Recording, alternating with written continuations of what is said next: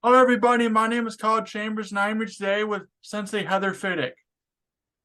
I have been asked to interview you on your recollection and stories from the early years of karate and about your interactions with Sensei Shintani. Sensei Heather Fidyk is a 7th Dan, Senate member for over a decade, president of Karate Alberta, head coach of para karate for Karate Canada, and multi-award winning coach. Thank you for joining the show today, Sensei Heather. Thank you. Another story I remember is Sensei would talk about when he competed in Japan in the early 1960s. He spoke about, again, the brutality of the event, especially since he was not Japanese from Japan. He was therefore considered gaijin, or like a foreigner. He spoke about the resilience needed to take the punches without complaint, and in turn, he reciprocated. I remember him telling about how he, for every punch that he received that was over delivered, let's say, he reciprocated. I had a similar experience in Japan. Basically, non-Japanese people don't win. That said, things have changed since the turn of the century in the sport of karate. Can you tell us about what it was like to train at one of Sensei Shintani's clinics?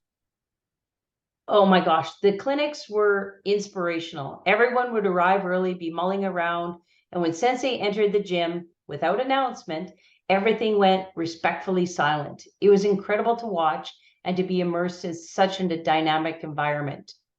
So after the bow, we would immediately go into training. There was not really such thing as a warm-up. If he was teaching kata or kumite, it didn't matter. There were always lots and lots of repetitions because he would always engage with every single person or every single pair. So you can imagine he would teach a drill at the front, and then he would go through all of the lines and ensure that everybody was doing it correctly. So it was a lot of fun at the clinics. What are some attributes that embodied Sensei Shintani? Storyteller. So Sensei Shintani was a great storyteller, but not just a storyteller, he was an active listener. So even as a young adult, he made you feel as though your thoughts were valuable. So he would listen, but he would always tell his stories with great eagerness. He shared his knowledge, and he made you feel like you were just as important as the older or higher ranking members of the organization at the clinics. Another attribute would be honesty. And when I say that, I mean honesty in his words and his actions. They meant the same. If he said you had a good technique, it was because you actually did. He didn't say it to make you feel good or anything like that. If your technique wasn't good, he would provide constructive feedback, but he would never say it was not good. He would just give you constructive feedback. Now, that said, he would also tell you if your technique was good, and this honesty really demonstrated his respect. And then the third one, of course, would be respect. Sensei earned his respect by the respect he gave to others. This is true respect. It was not demanded or expected. It was earned through a reciprocal respect. Can you describe some of the techniques of Sensei Shintani? So Sensei Shintani didn't do all of the formal Wado defined techniques that were taught. However, all of the principles were always captured in his teachings. I was an orange or green belt when he introduced Nagayashiyuki for blocking off center. This changed my kumite, and it became my favorite technique for gono-sen, block counter. I would draw my opponent in using a long maigeri, and then use Nagayashiyuki and the principle of Noru to score on my opponent. My husband Darren and I continued to develop the technique both in karate and in Shindo, with variations of timing, distancing, and footwork, and then developed a set of kihons that were true to Sensei Shintani's principles, and taught them across Canada over the many years.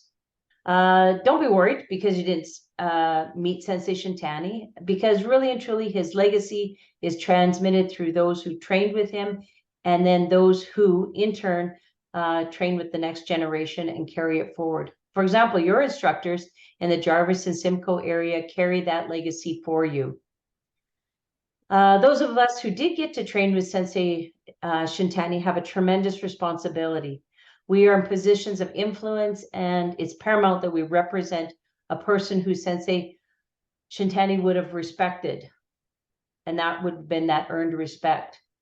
We must make sure that our actions are humble, honest, respectful to all karateka. We can't abuse or take advantage of our positions. For those coming up the ranks, like yourself, remember to seek out people who represent the characteristics that embody Sensei Shintani, and you will always find a good place to be part of the SWKKF. Thank you for this opportunity to do this interview. Is there anything else you'd like to add? Well, this past weekend, it was 23 years since Sensei passed, and he passed the torch to the Senate by choosing the Senate in 1994. And that's almost 30 years ago. And that torch is starting to be passed again. And it will be important for the next generation to embody the attributes that Hanshi Shintani or Sensei Shintani combined with today's culture and today's values to ensure that the generations to come have positive experiences. Thank you for this interview today.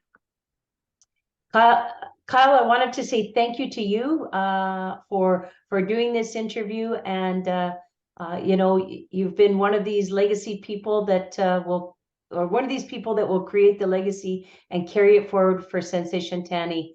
And so I so appreciate you devoting this time to this interview.